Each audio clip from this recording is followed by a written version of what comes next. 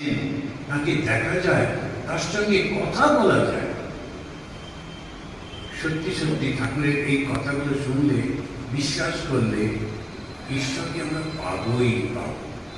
যদি সম্ভব হয়, আমি সবসময় বলি, কারণ আমি দেখলাম আমাদের এই শাস্ত্রে বলছে গৃহী যারা, তাদের 5টা যজ্ঞ করতে হয়, আর খুব সোজা যজ্ঞ। কি কি বলুন তো?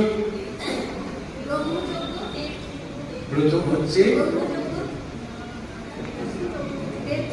দেবযজ্ঞ, তারপরে ঋষিযজ্ঞ, পিতৃযজ্ঞ, নৃযজ্ঞ, ভূতযজ্ঞ। খুব সুন্দর বলেছে।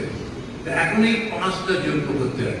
সকালে ঘুম থেকে উঠে একটু ভগবানের চিন্তা করে নেব, একটা হয়ে গেল। ভগবানকে আমরা সবাই তাই করি। তারপরে একটা ছবি রাখবেন, ঘুম থেকে উঠেই প্রথম ভগবানকে দেখা, প্রথম ভগবানকে দেখে নেবেন প্রথমে। দ্বিতীয় হচ্ছে একটু কিছু ঠাকুরের সম্পর্কে পড়বেন, কিংবা গীতা একটু শুনবেন, অনেক ক্যাসেট ট্যাসেট পাওয়া যায়। তৃতীয়, আমি বলি স্নানের সময় একটু জল, যারা আমাদের পূর্বপুরুষ মারা গেছেন তাদের উদ্দেশ্যে একটু দিয়ে দেবেন, ঠাকুরদা ঠাকুমা এরকম, এদের উদ্দেশ্যে একটু গাছের তলায় দিলে ভালো, গাছ না পেলে আর কি করা, এমনি দিয়ে দেবেন। 3 জন হয়ে গেল। থাকলো নৃযজ্ঞ হচ্ছে একটু কিছু পয়সা যেটা আপনি খরচা করবেন, তার থেকে অল্প 1টা টাকা সরিয়ে রাখবেন।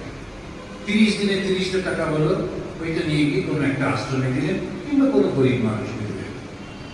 আর কিছু খাবার একটু গরুর জন্য বা কুকুরের জন্য বা পাখির জন্য দিয়ে দিলেন। প্রতিদিন যদি এটা করা যায়, তাহলে পাপ স্খলন, কারণ কিছু না কিছু তো পাপ হতেই থাকে, পাপটা স্খলন। এটা গৃহীদের জন্য, সন্ন্যাসী না।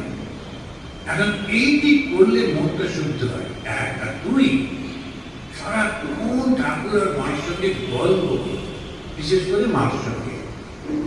মায়ের একটু বেরোচ্ছি, মায়ের এখানে এই হলো, এই ট্রেনটা লেট করলো, এই যা যা মনে মনে সারাক্ষণ মাকে একটা রিপোর্ট দিতে লাগে।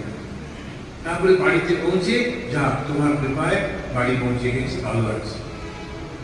আপনি দেখবেন কিরকম একটা, সব সময় মনে হবে কেউ একজন আপনার সঙ্গে আছে, and you will be protected.